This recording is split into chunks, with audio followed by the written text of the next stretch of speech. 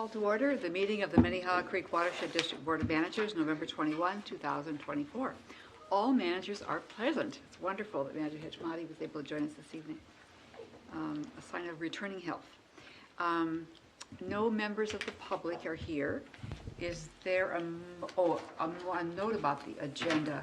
We will once again have 12.1 be the final item. Other than that, is there a motion to approve the agenda? So moved. Thank you, Manager Maxwell. Is there a second? Second. Manager Sando. Those in favor say aye. Aye. Any opposed?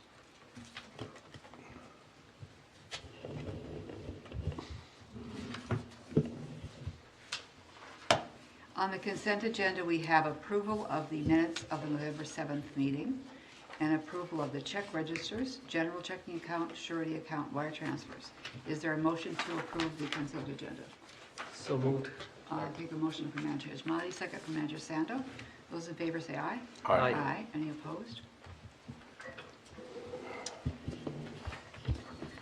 I had one meeting during this week. It was with Commissioner Conley, Mr. Whisker, and Mr. Hejmati were in that meeting, so I'm going to ask you, Manager Hejmati, to report on that. Yeah, the three of us, James, Sherry, and I went, and James told her about the, about the 325 Blake Road and about the Minneapolis projects that are coming about, which are going to benefit her district.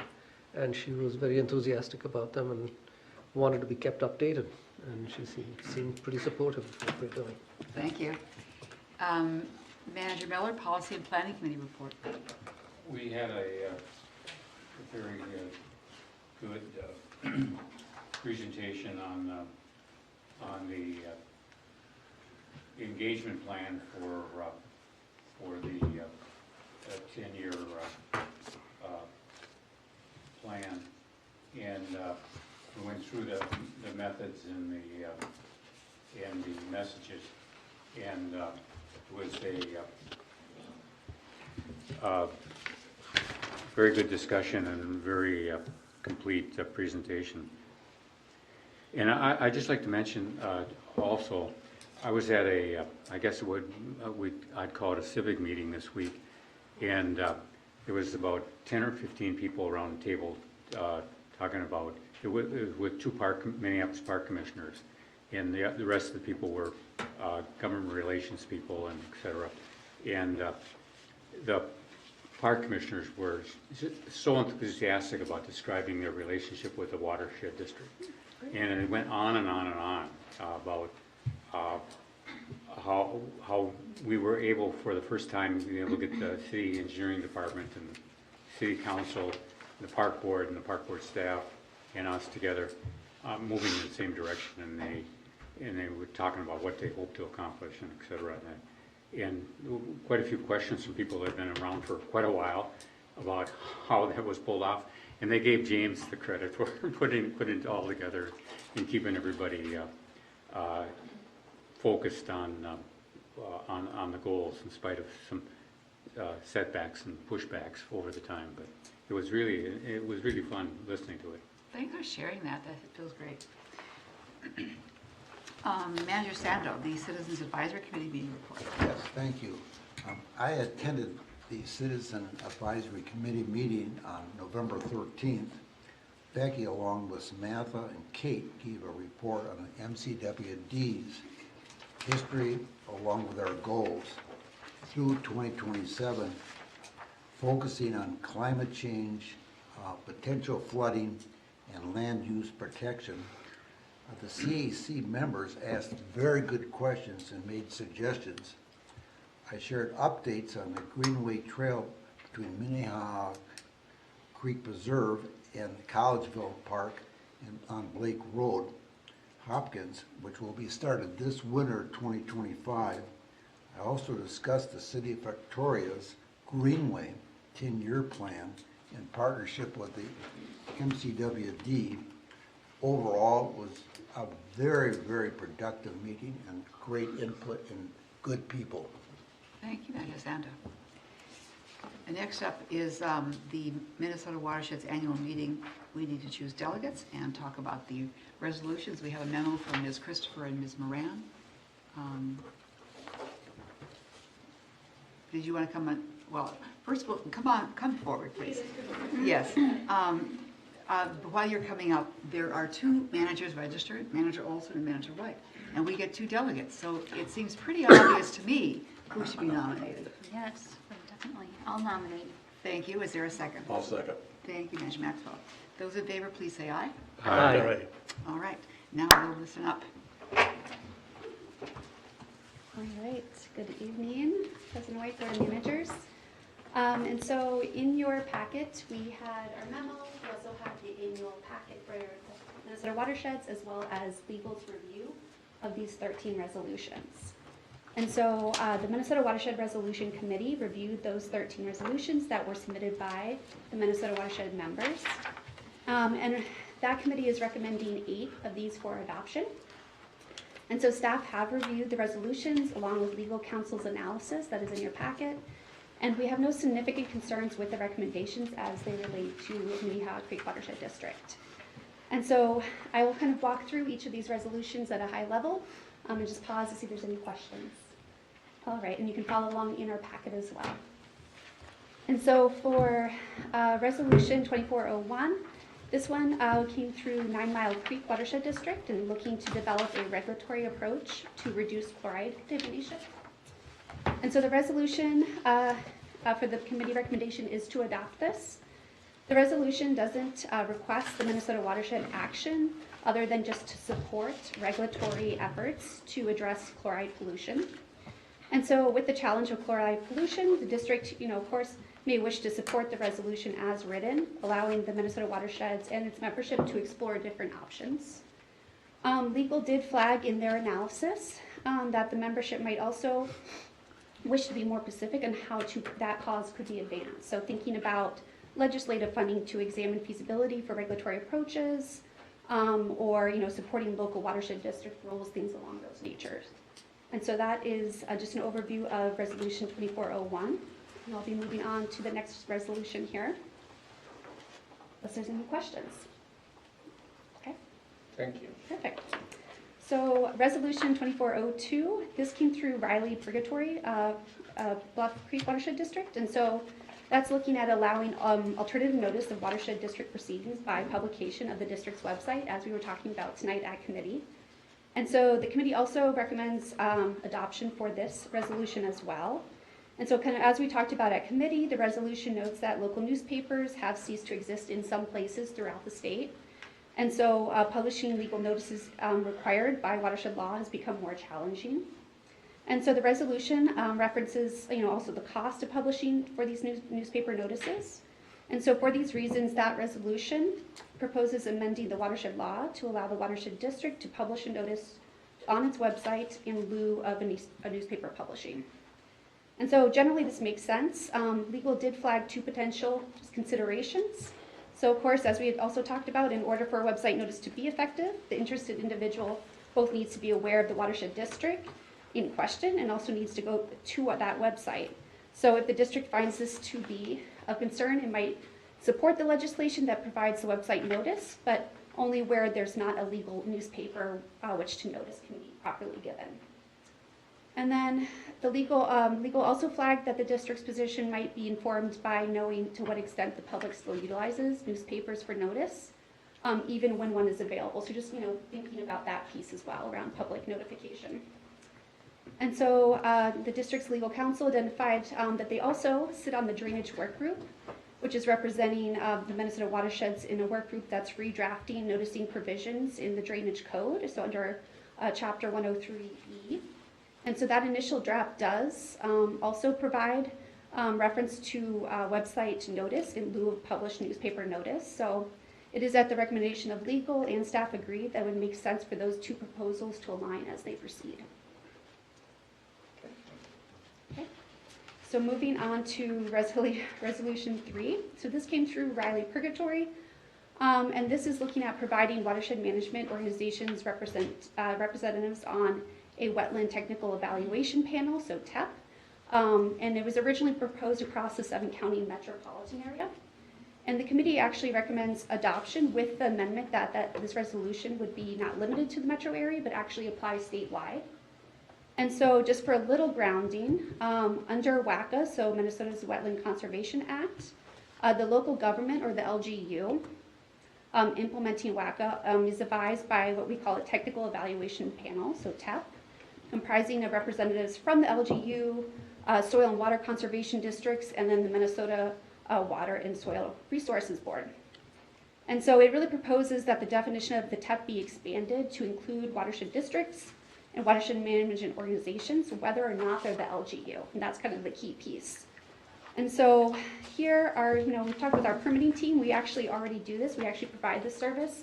When we're not, the LGU, we can still attend TEPs. And this is really important because it really connects us to land use changes across the watershed. And so, overall, we support this just to make this a requirement to further improve land use and water resource integration across the state. So I'll pause there. Try to slow down because I'm talking quickly. So That's okay. and then moving along here to resolution 4. And so this came through Wild Rice Watershed District. And that's seeking the ability to allow resale of acquisition of buyout property. And so the resolution, or the committee does recommend adoption for this resolution. And so this really is referring to the Federal Emergency Management Agency, so FEMA, the restrictions on local land that is purchased with federal funds as a flood buyout property. And so essentially these restrictions limit the local government's conveyance of such property to only other public entities or a qualified conservation organization. And so this resolution would urge federal legislation to allow that property to be conveyed to private hands, with the sale proceeds returning to FEMA. And so the property would remain subject to development restrictions on that title. And the resolution reasons that this would put the property back onto the local tax rolls. And so legal noted that they are not aware of any significant FEMA buyout activities within the metropolitan area in recent years. But of course, this could change as our weather patterns are changing in the future. Legal also flagged that, a valid question, or at least would be interested to know whether the ability of the taxed private lands that may not be developed measurably actually would augment that local property tax revenues. And then overall, unless, the buyout criteria reflects that the land should be protected by a public or a conservation ownership, there seems no policy reason to really prohibit it from being conveyed to private lands for this resolution. So I'll pause there. Yes. Would there be a process to notify, or would other public agencies have a right of first refusal, sort of, on that before going up for private purchase? That is an excellent question, Manager Loftus, and I'm actually not quite sure, so I might defer to legal counsel. I think Mr. Smith. President, Manager Loftus, I think the intention is to just add sale to a private owner if other public entity, local government, or local conservation organization is interested. So it's just adding one more option. Okay, but there is the first steps My in there. understanding is the preference would be double check. Okay, thanks. Thank you.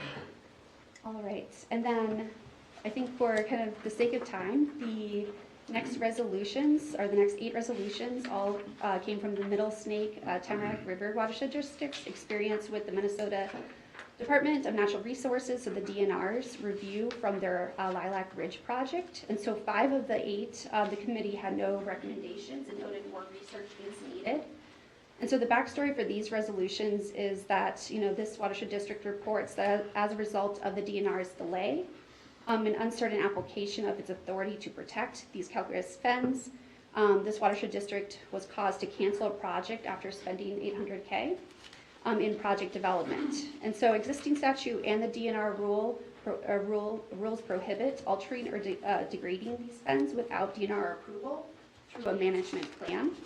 And so identifying, the fen, determining whether a proposed activity would actually alter or degrade it, and then judging the adequacy of the plan are all within the DNR's discretion. And so I think for the sake of time, these 8 resolutions are all really based off of this project experience. And so I'm happy to go through those, but otherwise I'll kind of wrap up with resolution 13. Okay. So no recommendation means that we're not interested in? The committee, so of those 8, or from those 8, 5 of those had no recommendation from the Minnesota Watershed Committee and noted that more research was needed. Okay, thank you. And that's in that summary table in your memo as well. Thank you. So if they act on the committee recommendation, they're not approved? Correct. And then resolution 13. So this came from Shell Rock River. So that's looking at requesting the Minnesota Watershed Support to request new legislation to set a permit review time limit upon the DNR. And so the committee did recommend adoption for this resolution.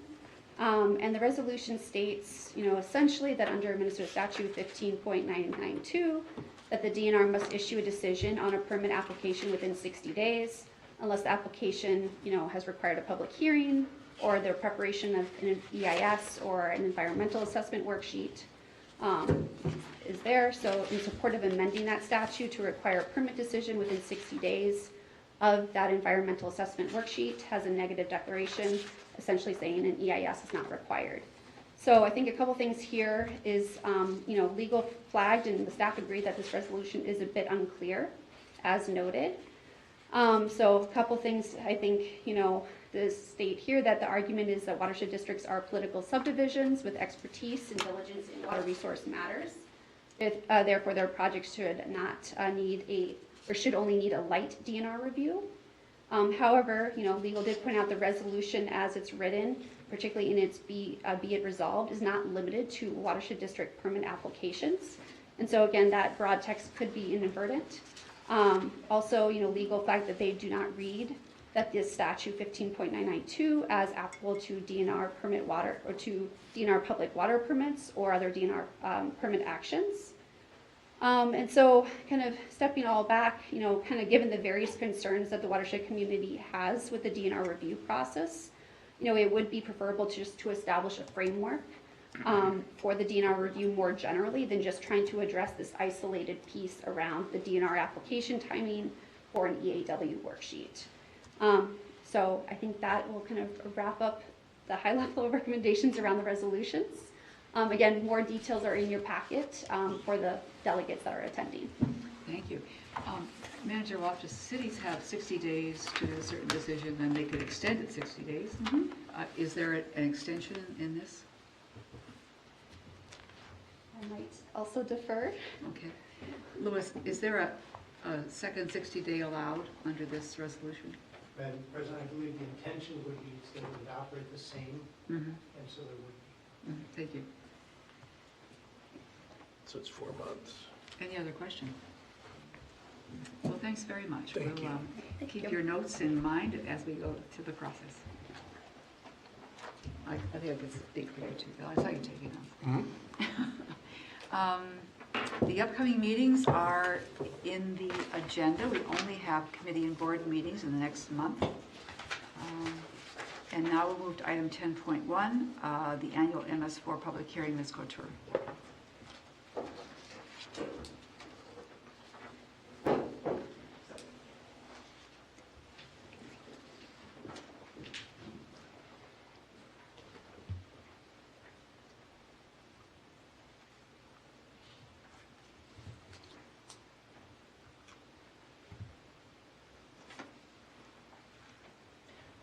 President White and the Board of Managers, tonight we are providing the opportunity for individuals to comment on the district's Stormwater Pollution Prevention Program, or SWIP, which is a requirement of the district's MS4 permit. MCWD is the ditch authority for 8 public drainage systems, so therefore we are required to have an MS4. For some context, an MS4 is a municipal separate storm sewer system. These are conveyances that are owned or operated by a public entity.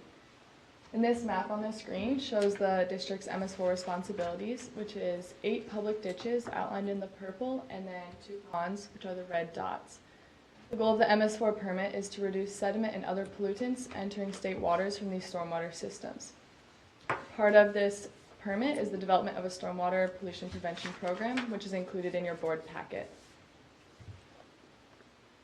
So as a part of our SWIP, we are required to maintain records and perform activities under these 6 minimum control measures. So the first item, which is education outreach, is led by our outreach department and includes educating the public about stormwater-related issues, illicit discharge, and tying in strategic initiatives to ensure clean water at a regional scale, specifically with our capital projects. Public participation, which is what this annual hearing is a part of, provides an opportunity for the public to provide their input. Additionally, the SWIP is available to the public, and we consider the public's input each time we apply for a new SWIP. The public participation component is led by our outreach manager and permitting program manager. The third item is illicit discharge detection, and elimination, which is led by the permitting department. This item is maintained through the district's illicit discharge rule, and regulatory mechanisms are in place to ensure that illicit discharge does not occur. This item ensures inspections are done and procedures are in place for spills so that they do not enter those MS4s, and as well as outlining our enforcement for this item. The fourth item is construction stormwater runoff and control, which is also led by the permitting department. This is maintained and reviewed through the district's erosion and sediment control rule and is enforced as needed. The fifth component of this SWIP is post-construction stormwater management, also led by the permitting department. This item ensures regulatory practices are in place to ensure volume and rate control are in place and are reviewed under our stormwater management rule. And the sixth and final component of the SWIP is pollution prevention and good housekeeping, which is led by the permitting program manager. This component ensures stormwater best management practices continue to operate correctly. And to give adequate notice of this annual public hearing, we advertised it twice in the Star Tribune and posted it to the district's website underneath the public notices page. And to this date, we have not received any public input. Thank you, President White and the Board of Managers, for listening. I'd be happy to answer any questions. Thank you. And no comments submitted and no member of the public here tonight. Very well. Close the public hearing. Thank you.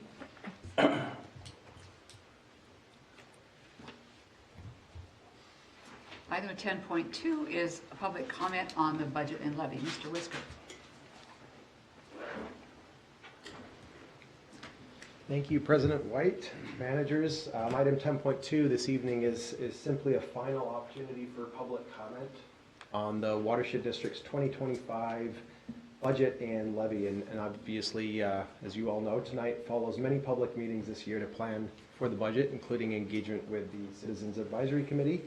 And that process also culminated in August and September with public hearings that were held and duly noticed, and then the adoption of the 2025 budget in an amount of $14.4 million and certification of the tax levy in an amount of $9.8 million, which represented a 0% change in levy, and overall, over the last 6 years, about a 2% increase overall, with I think 4 or 5 of those years being 0%. Just as a point of information, over that same time period, the Watershed District's been very fortunate in partnership and has pulled in $5.6 million in grant funds over that time period, which is about 7.5% of its total expenditures over those 5 or 6 years. So with that brief overview and the process that we've already run, I think we'll take public comment this evening if there is any, and then staff would scoop that up and bring that back for consideration for the board in December.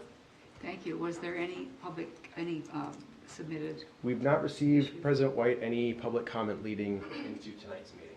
And no members of the public are here tonight? Okay, I'll close the public hearing. Thank you very much. Thank you.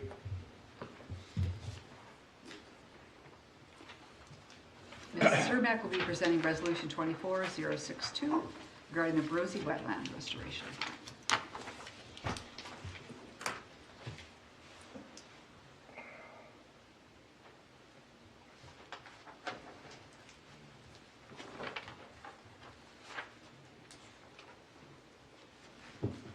All right. Good evening, President White, Board of Managers. I'm here tonight seeking approval for a contract with Moore Engineering to advance restoration planning work out at the Borosi Wetland. This really is kind of our first project opportunity that we are exploring under our newly updated and adopted MOU with the City of Victoria. And since I was in front of you so recently, kind of outlining that broader kind of partnership framework and our areas of focus, I am going to kind of jump right in tonight to the Western Growth Area, and refresh you on our history out at the Rosie Wetland. And then I'll outline the potential wetland bank and project opportunities there, and we'll wrap up with going through the scope of work that's in your packet. One kind of stage setting piece I'm going to go through here is just to orient the board to really what we mean by the Western Growth Area. So if you can imagine yourself traveling west on Highway 5, just kind of off the right of the screen here, you would pass through downtown Victoria, shown by the star. Then you'll pass kind of County Road 11 there, that would take you north through Carver Park towards Highway 7. And then you would hit the city's development edge. So this is kind of acting as the city's current boundary. And then over time, we're going to see that city boundary move west as it annexes portions of Laketown Township to that ultimate boundary shown there. And that portion north of Pearson's and south of Highway 5 is really what we consider the city's Western Growth Area. And you can see the Turbid-Lunston corridor is kind of nestled nicely right within there, where we've said the district will be particularly focused with our interest in improving water quality impairments. Our watershed management plan identifies wetland restoration and preservation as a key landscape strategy, along with in-lake management. Both Turbid Lake and South Lunston have high internal loading. And so knowing that wetland restoration is going to be an essential strategy, we had pursued a desktop analysis earlier this year to really start evaluating restoration opportunities through a mitigation perspective.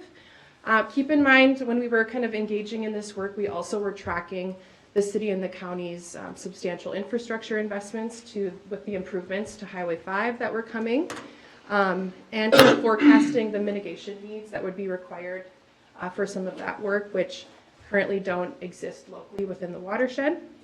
And we also had been having conversations with Carver Soil and Water Conservation District, and they had flagged for us that recent conversations with the Brosies, they had expressed interest in potentially pursuing private wetland banking. So kind of all of that culminated together in us kind of advancing this early screening work forward as a first step. So first we have this base map layer here. The areas in green represent where we have existing wetlands in the Western Growth Area. And then the areas in yellow actually represent the estimated footprints of where wetlands used to be. Those are areas that have been drained and fully lost to kind of support agricultural practices over the years. So in just that corridor, kind of the undeveloped corridor into Turbid and down to South Lunston, we've seen about a 40% loss in wetland acreage there. So to kind of piggyback on what James was saying with the 2D model and some early scenarios we're looking to run, we're excited to kind of quantify the impact of what that loss actually means on volume and downstream systems. So that'll be kind of a fun pilot area for staff to kind of start getting our arms around climate scenarios and impacts around volume. We then layered in which of these kind of lost or existing wetlands could serve as good mitigation opportunities. And that's kind of shown the areas shaded with polka dots. Some of the smaller areas could serve as potential kind of project specific mitigation, where some of those bigger portions that are polka dotted would be well suited for a wetland bank establishment, like the Brosie site that you can see kind of highlighted here just off of Turbid Lake. So diving into Brosie, we refer to it as the Brosie wetland because the 45-acre system sits largely on the Brosie family's property. This is ditched and partially drained. You can see kind of the ditch lines that run through the wetland in the background of the photo. The drainage runs through a culvert kind of under a farm road and then into Turbid Lake.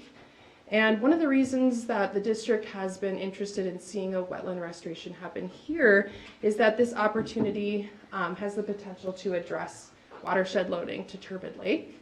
60% of Turbid's drainage area passes through this wetland system. So our work out here dates back to 2010, where we had been engaging with the family and exploring various concepts through feasibility. So a few of those just shown here. The family was interested in seeing kind of more diverse habitat, more open water, deeper pools for waterfowl. And then we were looking at it from that water quality perspective, looking at some sedimentation traps and the potential for a dissolved phosphorus filter at the outlet. And then that project kind of fizzled out as we started getting into easement negotiation conversations, and has kind of sat as is since 2010. But since 2010, there's been kind of a variety of things that have stayed the same and changed. A couple consistencies is we see a lot of the same property owners out in this area. These are generational properties. We still see the wetland ditched and degraded, and we still see Turbid Lake impaired. And then our restoration goals out here, while the pathway might change, the goal is the same, that we are looking to restore Turbid Lake through this site. Couple notable changes. Obviously, we've worked to improve our partnership with the agencies out here, Carver Soil and Water and the City of Victoria. We've learned and continue to learn a lot about wetland nutrient cycling, and that can be a little more complex than we had maybe earlier thought. East Auburn is kind of a great example of that, and that these wetland systems can also be sources of phosphorus as well. We've seen property values continue to increase as the city continues to grow and kind of move further west towards this area. And then lastly, we've seen kind of an increase in popularity from the private landowner community in establishing wetland banks. So this summer, with support from Carver SWCD, we had re-engaged with the Brosey family really to kind of open back up the restoration dialogue and confirm that their interest in exploring kind of what wetland banking could look like on their property.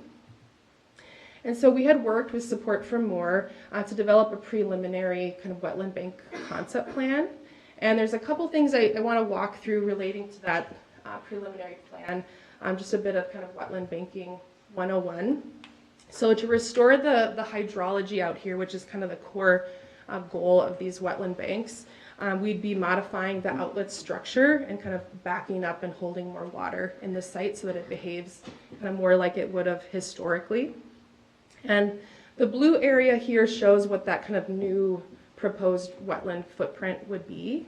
And then the tan represents the buffer area that would also be required as part of establishing a wetland bank. A couple important things to note is that acreage does not equal credits, so it's not necessarily a one-to-one ratio. And in this site particularly, the concept is kind of sketched to yield 27 credits in total. We've estimated that pretty conservatively for now. There's a lot of variables that can go into that and can change and finalize as it moves forward.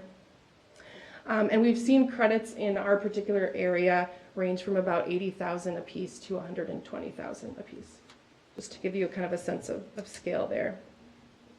We also asked through this kind of early assessment to identify any major hurdles or challenges associated with advancing the bank. Obvious challenge here is that the wetland footprint as it is now and under its proposed kind of optimal condition extends onto neighboring parcels. Early reach outs by the property owner indicated that one is interested in wetland banking and the other is not. And so I'll touch a bit more on kind of that challenge as we get into the scope of work.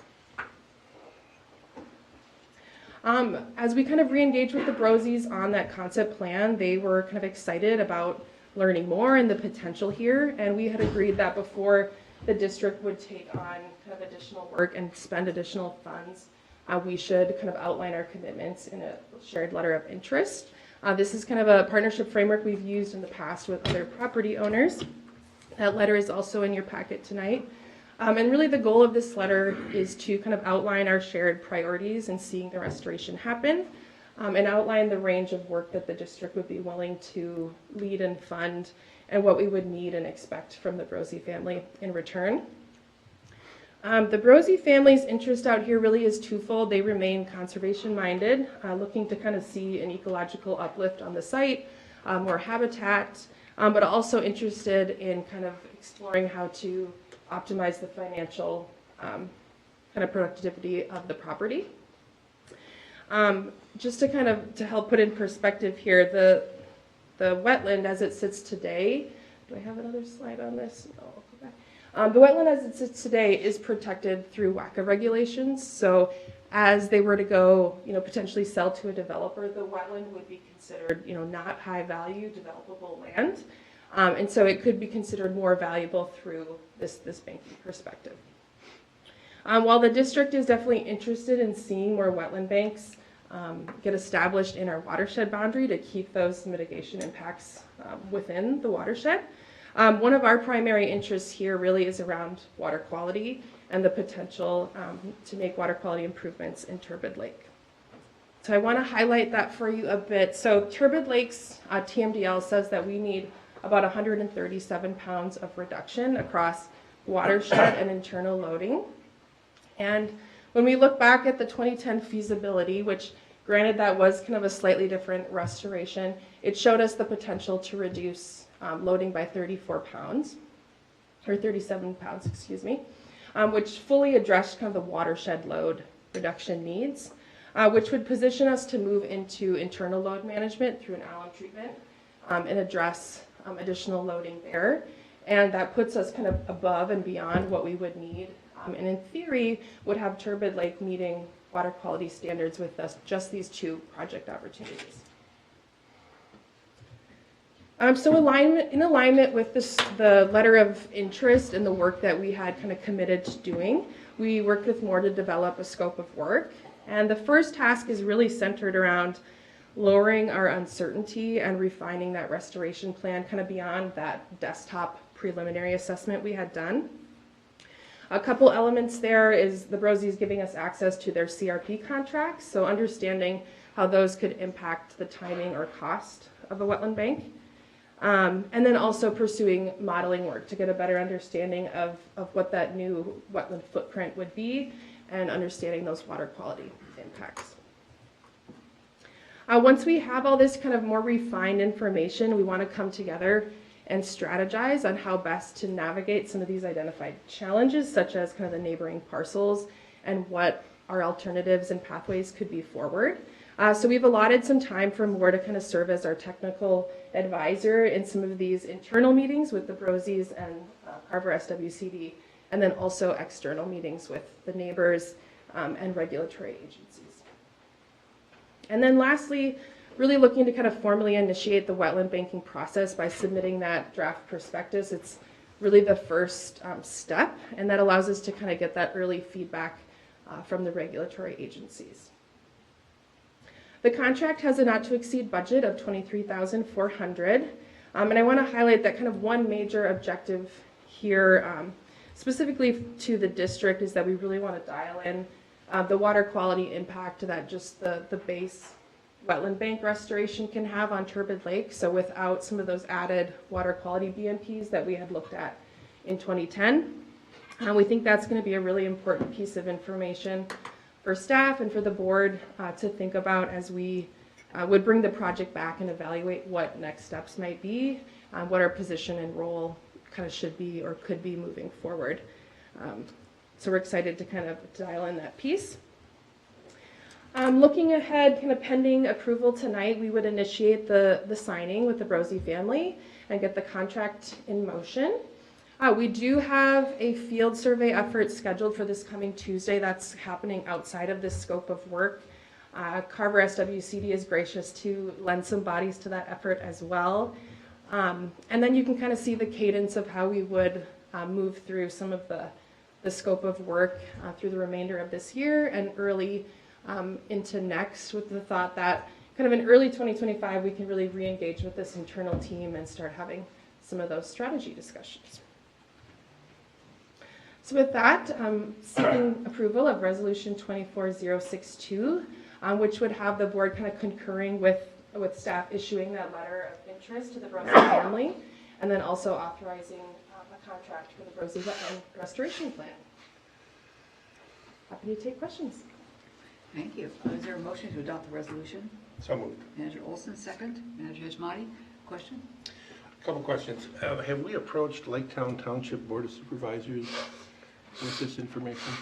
President White, Manager Olson, not formally, no. We We do keep in touch very frequently with Mike Klingelhutz, so he's tracking kind of all our efforts out here, and he's on the board, I believe, so, yes. Is he supporting us? Yeah, I don't think I haven't personally, Mike's kind of been handling some of those conversations with the other Mike. And so I think in general, yes, supportive of us being out here and advancing water quality work for sure. Yeah, he has been supportive. Carver County Board of Commissioners, have we touched base with them? Not for this specific project opportunity, no. Okay, and then the this may be a question for legal, the CRP designation, they are contracts that are 10 to 15 years in length. And if you've contracted with the government to leave your resource quiet, does turning it into a wetland qualify as not violating the CRP commitment, or do you have to stop? I can chime in first, and then, so my understanding is if we, wanted to establish a bank, that would require us being out of CRP. Okay. So that's part of us looking at the contracts. We would want to look at the length of those contracts, how far in they are. Some of the options could be waiting for those contracts to expire. If there's only 2 years left, that could time up nicely with by the time you get through the design and some of these administrative steps. The other option could be buying out of your CRP contract. And that would be, you'd kind of be looking at weighing your yield with your credits and what you could potentially earn and whether that would be worthwhile to spend the money to buy out of those.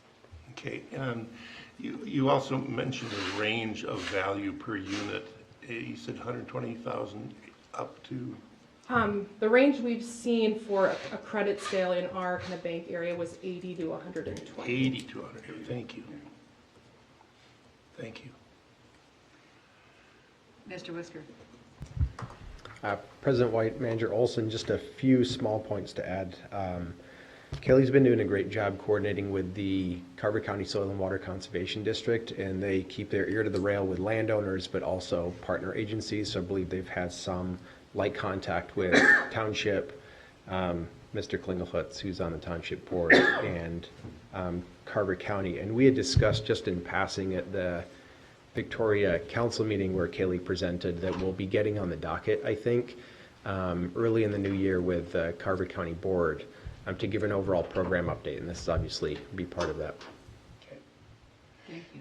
Did the city ever mention when that border would be going west and they would acquire that ownership? President White, Manager Olson, to my understanding, it's really tied to the timing of development. So as those parcels get purchased and would get developed with city infrastructure and city roads, those portions would get kind of annexed in to the city. So they don't want to just go boom, they want to just migrate out. Right, they want it to be tied with where they have, like infrastructure and investments that the city would be funding and supporting. Okay, thank you. Orderly annexation. Yes, orderly. Anything else from Ms. Sermon? As it sells, they build. Yeah. All right then, are we ready to vote? Sure. Those in favor of adopting the resolution, please say aye. Aye. Any opposed? Thank you. Thank you very much. Ms. Baker will be presenting Resolution 24063, East Auburn Wetland Project.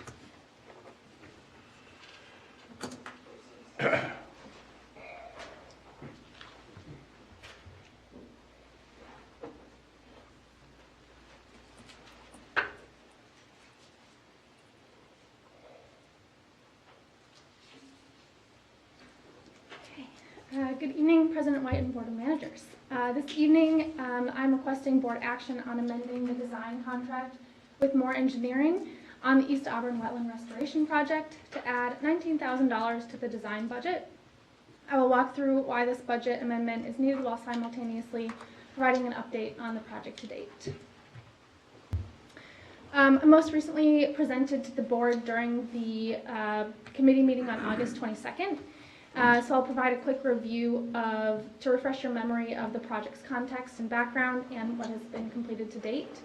And then I'll share with you some updates on the geotechnical work and the boardwalk, both of which will necessitate additional dollars to complete design. And then finally, I'll end with an updated timeline of the project. So the East Auburn Wetland Project is located just north of Wasserman Lake in our 6 Mile Creek Halstead Base watershed.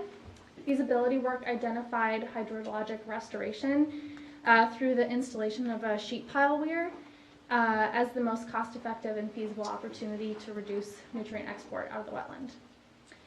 This project will take place in Cell 1, which is surrounded by Highway 43 from the south, neighborhood paved trails on the east and west, and then a boardwalk 200 feet long connecting both of those trails to form a loop. When I last presented, I had reviewed each of these checked items with you and shared that the project would be on pause until we could get a geotechnical evaluation completed. The geotechnical evaluation lets us know how deep we need to dig in order for us to install the helical piers and the weir. And we can't really move forward with any further design until we have that completed. You may also recall that we flagged for you that the quotes for that work came in a bit higher than anticipated and that we were experiencing above average precipitation. So both of those contributed to what I'll be talking about next. So in Moore's original proposal for this design contract, geotechnical costs were estimated to be around $4,000 based on a previous project that they completed earlier this year. In June, Moore initiated a competitive quote process and solicited quotes from 3 geotechnical firms. All 3 of these firms provided quotes substantially above this estimated cost, ranging from $11,500 to $12,750 for base bids. These base bids were all contingent on lower water levels in the wetland, and the work for that price wasn't actually feasible during the month of June. So what we did was we issued an addendum to understand what the quotes would look like if we were to complete the work under these wet conditions using swamp mats, which help protect the wetland from the machinery when it's really wet. And those prices came in at almost double, $24,250 to $27,340. So we opted to pause the project until we could do the geotechnical work without using those swamp mats.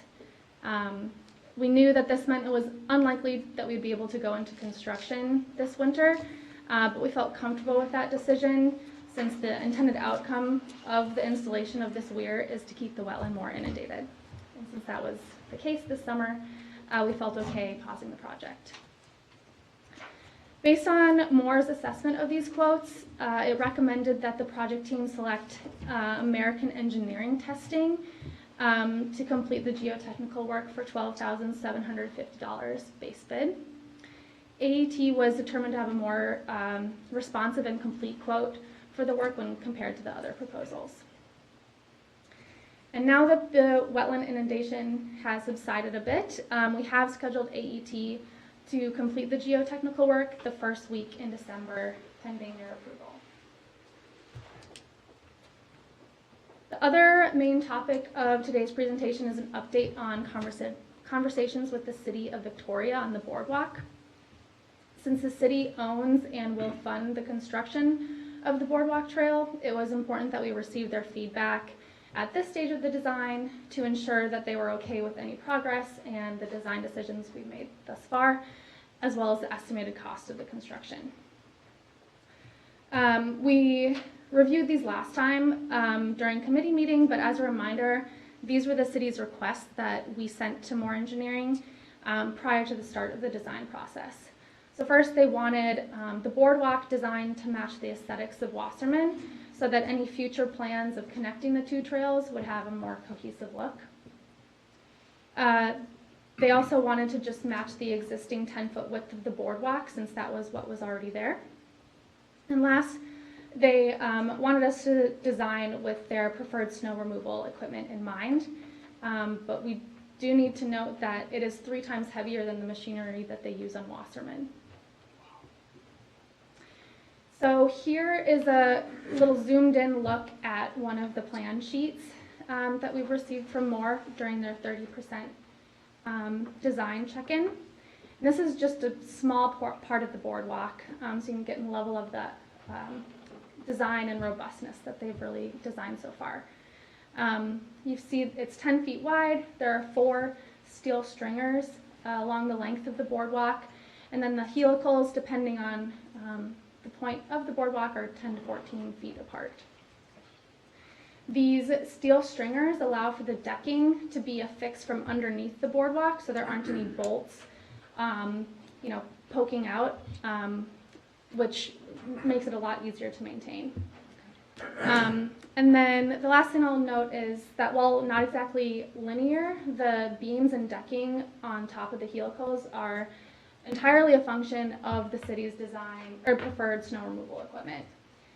So like I said, the current equipment totals to about 9,000 pounds, and the Wasserman Boardwalk was designed for a 3,000 pound UTV. When we presented at the PPC meeting in August, we heard feedback from you to look into the Three Rivers Park District boardwalk designs and standards to see if there's anything we could glean from their process. And we found that the Park District doesn't actually use a standard design, but rather designs on a case-by-case basis. So things like snow removal equipment, height above the ground, width of the boardwalk, etc., all vary depending on the needs of the site.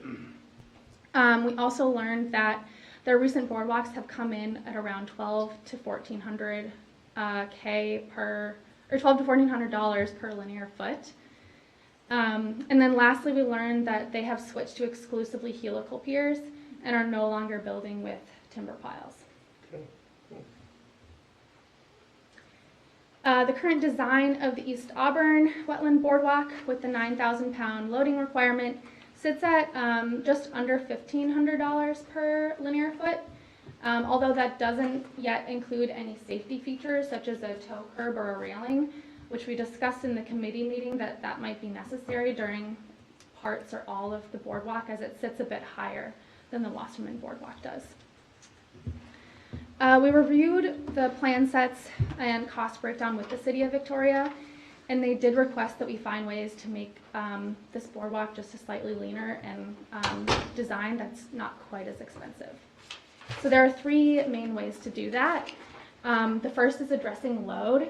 And if we back up from the 9,000 pounds and design to the 3,000 pounds to match Wasserman, Moore was confident that the 4 steel stringers would just become 2 steel stringers, just like Wasserman. But this does require a flexibility in that plowing regime that they currently have in place. The next specification to adjust is the width. And we can easily address that from 8 to 10, or from 10 to 8 to match Wasserman. And I don't think we've ever found a clear reason why the current one was built to 10 feet.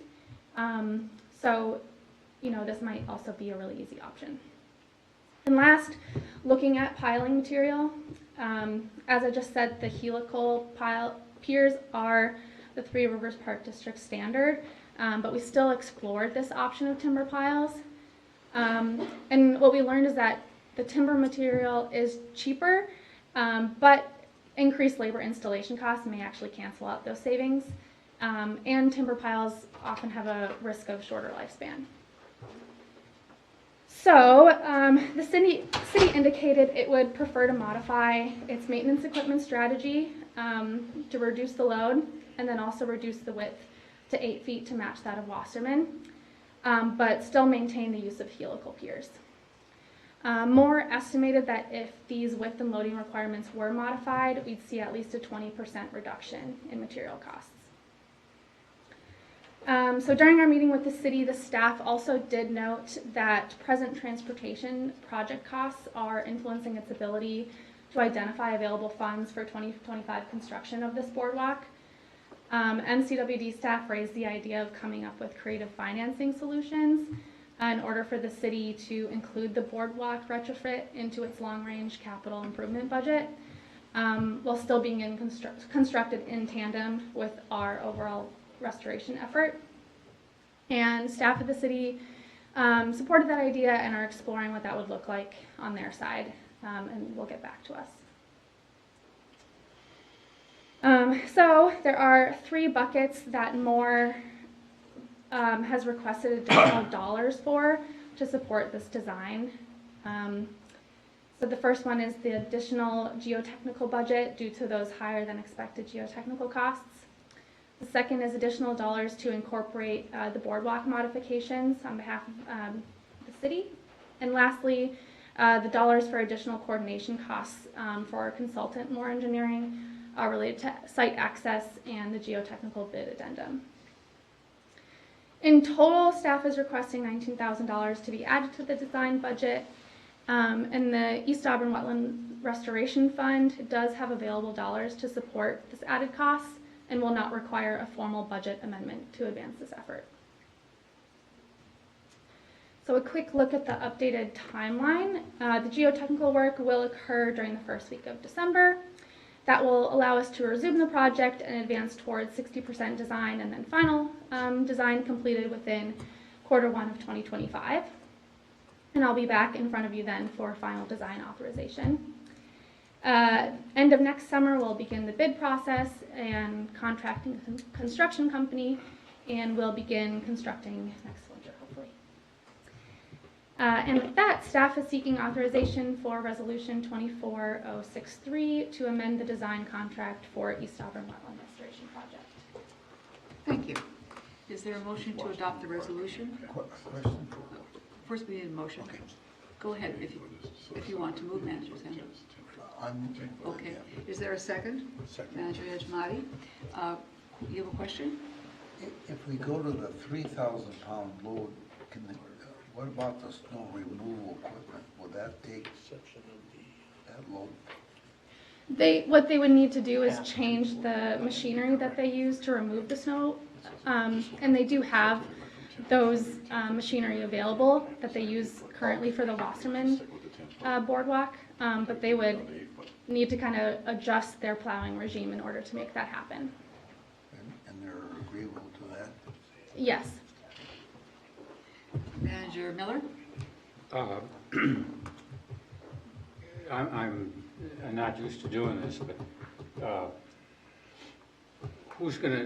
how are we gonna make sure that we don't have another preserve problem here? You know, it goes on for years and years and years, and we got lawsuits and blame and no resolution. And I'm not so comfortable with accepting the staff's recommendation. What have we learned that we're going to prevent that from occurring again? You weren't involved. I know. Yeah. I'm not putting it on you, but James can answer this one. James? Manager Miller, President White, managers. I think it's important to keep in mind we've had a couple of more recent boardwalk experiences since the Minnehaha Preserve, both in Arden and Wasserman, and not really had any issues. I think one of the most obvious things that we've learned is the importance and significance of quality construction oversight and we've had different issues with the Minnehaha Preserve that I'm not going to get into, but I think that's the biggest thing. The specifications for treatment, for the lumber, the helicals, the fasteners, I think none of that's really significantly changed over time. It's been the implementation in the field and the contractors that have been selected and how that work's been delivered and the level of oversight that staff and the design engineers have been providing. So I think that's the biggest thing, the biggest lesson that we've carried forward through subsequent projects.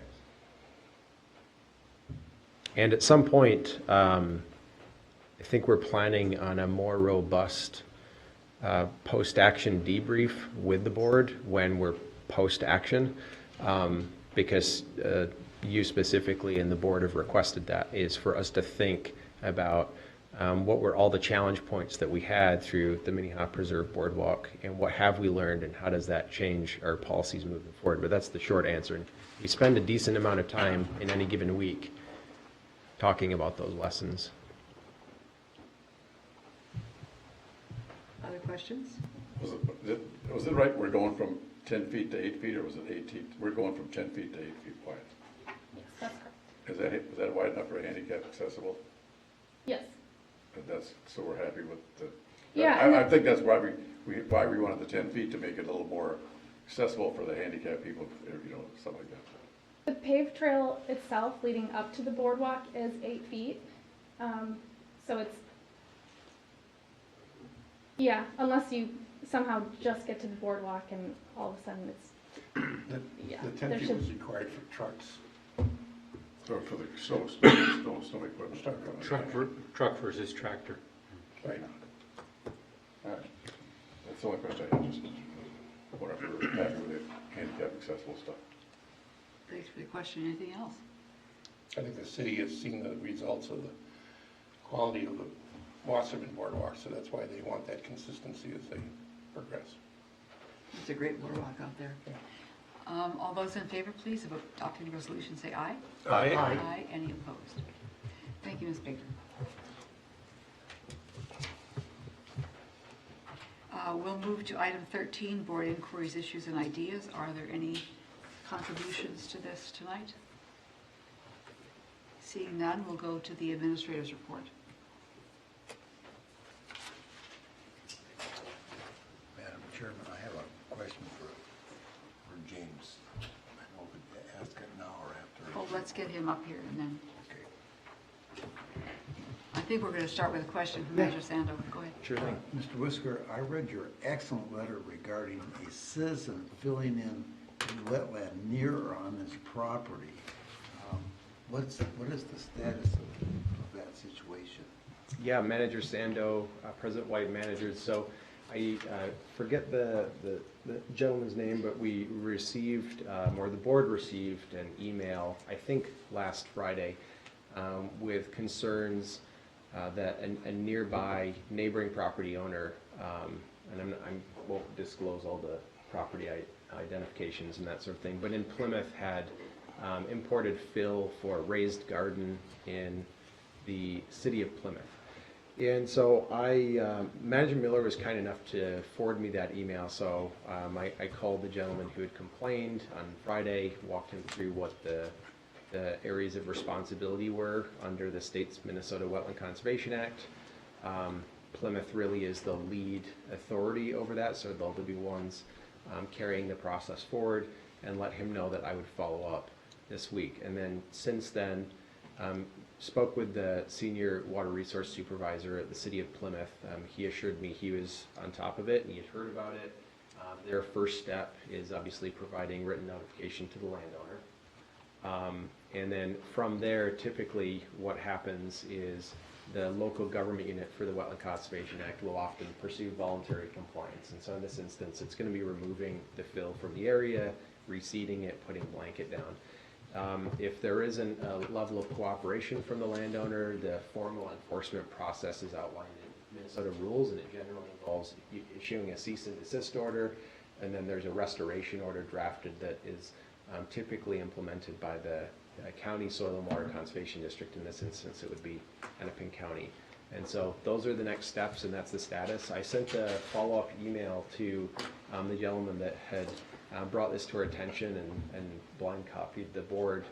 It might have been yesterday, last night, and he got back to us right away and said he's really appreciative of the follow-through. So that's the current status, and we'll keep you posted if you're interested. It sounds like the situation where it's easier to ask for forgiveness than permission. I guess that depends on your perspective and if you get caught.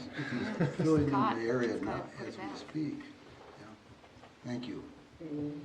Well, we don't give forgiveness.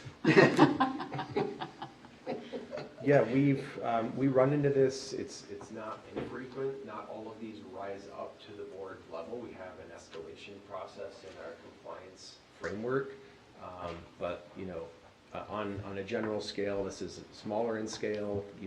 Maybe they will plead ignorance and ask for forgiveness after the fact, but it doesn't really matter. To Manager Miller's point, the rules are the rules. They're state rules, and there's a whole process for getting permission for impacting wetlands in the state of Minnesota. And if you do that, you don't have permission in advance, those impacts have to be removed, and that's going to be the steps that the city of Plymouth will lead. Well, it's actually in their court. Yeah, we're part of an friendly member of the technical evaluation panel. So the city of Plymouth is the lead authority, and they'll coordinate that with folks like Hennepin County, DNR, Watershed District, as needed. Any other questions? No issues? Concerns, Inquiries? inquiries? Well, we just fielded an inquiry. No ideas. A few things on the list today.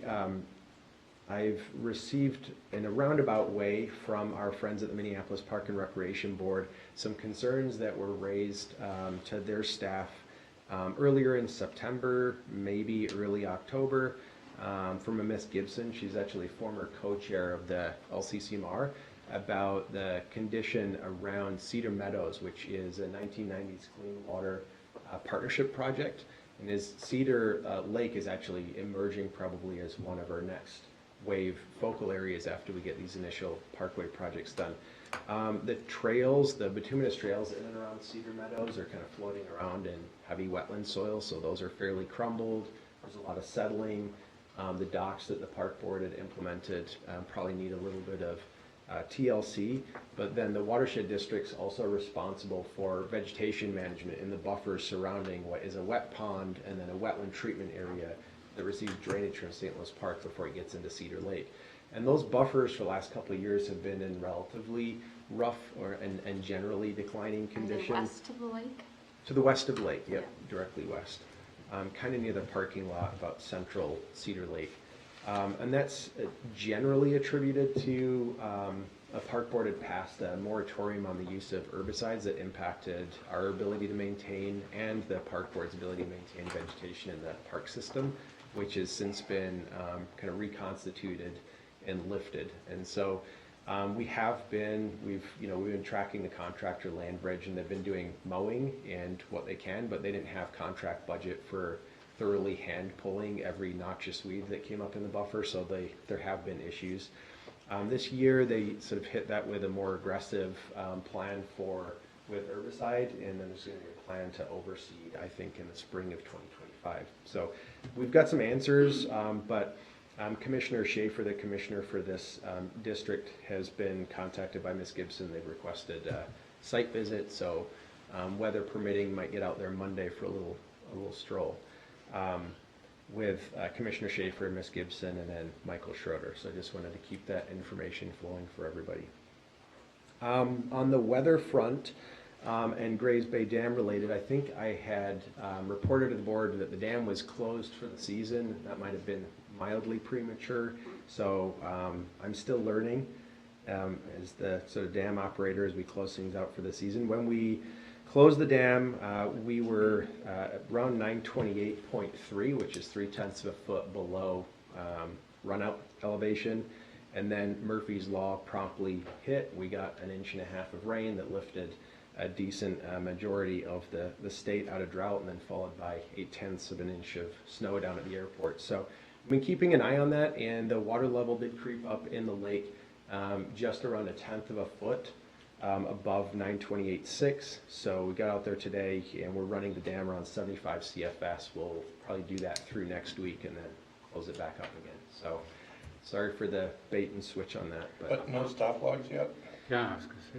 Well, the City of Minnetonka Public Works crew is an exceptional crew and very responsive and extremely friendly. And so I spoke with them yesterday, and the gentleman, Todd Kozowski, is just amazing. Said, hey James, I've kind of been expecting your call. And I asked him, what kind of trouble would I get myself into if I went out there and got our hands dirty and started working? And he said, well, there'd be some resilience there you could build in your crew, and I could meet you out and provide some oversight. Or, you think it over, and by the end of the day, if you let me know, our crew could probably get it done in like 30 minutes tomorrow morning. So I met him out there today with a few gift cards for the crew, and I did get my hands dirty, but we didn't have to involve Chris and Brian and Mike and folks from our team. So we took out stop logs from one bay, opened it up, They'll be bringing those back the Monday after Thanksgiving, so Wow. I owe them a lot. Mentioned, I think, in committee, but just for the record and for the minutes, President White and I, maybe you covered it in the President's report, and I missed it, Sherry, but we met with Mayor Whalen and Jasper Krugel, the city manager and mayor for Minnetrista. Talked about some of the vegetation concerns that have bubbled up from community members about Saunders. I think we gave them some good information. There's a little bit of light follow-up we're going to do on our end for Mayor Whalen. And then we had some good sort of strategic conversations around the city's interest in conservation corridor planning in their next comprehensive plan. They're going to have a council strategy session, I think, early in the new year. I've relayed that to Becky and our comp plan team, and I think we'll probably go and listen to the council discussion and make an appearance and see where they land on that. And then the final thing for the administrator's report tonight is, you might remember, recently on West Branch Road, the board considered a variance for a culvert water body crossing under a driveway that would provide access to a buildable single-family lot, and the board denied that variance on the basis that it increased flood stage just upstream of the driveway, and you'd asked us to carry conversation forward with City of Orono, the neighboring landowners, and the applicant, and we did that. We had a really constructive meeting over at City Hall. The upstream neighbors attended. There's obviously a dynamic there between the applicant and the neighbors, but one of the things that came out of that is neighbors had a lot of questions about hydraulic modeling and some skepticism, and felt like they hadn't been necessarily thoroughly engaged by their neighbor requesting the driveway. And so we offered to have a workshop at our office, which we're going to hold tomorrow, to walk them through the hydraulics, on the hope that once he understands the impacts and that there aren't really any alternative solutions, that there might be a solution that involves his existing driveway that the neighbors could negotiate amongst themselves and alleviate the need for a flood stage increase. So I think that's our planned next step, and then we'll see what they decide amongst themselves after that. And I'm happy to take questions on anything on the list or anything extra, but that's what I have for you this evening. You know, I think that's a good example of the movement from regulators to expediters, because you could just stay out of that and say, you know, bring a request for permit to us and we'll consider it. But being helpful to the neighbors and the city is really above and beyond. It's great. Yeah, the team's done a really great job leaning in on that, Manager Miller, and I do think that there's these soft people-driven metrics that you get, and so there's no promise that our extra step will yield a positive result for the applicant, but he's very appreciative. And at City Hall, they had all the attorneys, all the engineers, the city manager was there, so it was it's a thing that they're paying attention to. And after we left, I think we were sitting in the parking lot for 10-15 minutes just chatting about next steps, and the community development staff actually came back out of City Hall about 10 minutes later just to thank us for all the extra help that we've provided. So yeah, maybe we'll get the job done, maybe we won't, but I think the extra effort that we put in shows, and people appreciate it. I saw that too at Minnetrista, because James said that he would put together a lot of data around the lake so that the city would have some good reference there. Okay. Thank you. IAPP approved. Yeah. That is all. That is your report. Great. Thank you very much. No bad stuff? No bad stuff. Well, not yet. In anticipation of going into closed session, I'll let everyone who isn't essential to this discussion get on their way. Thank you very much, everyone.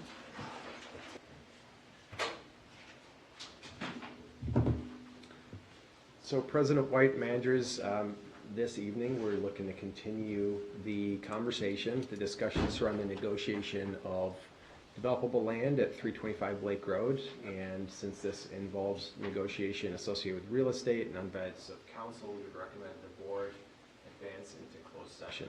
So moved. Motion by Manager Second. Olson, second by Manager Miller. Those in favor say aye. Aye. Any opposed?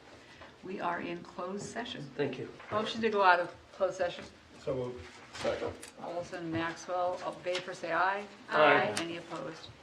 We are in open session. We are adjourned.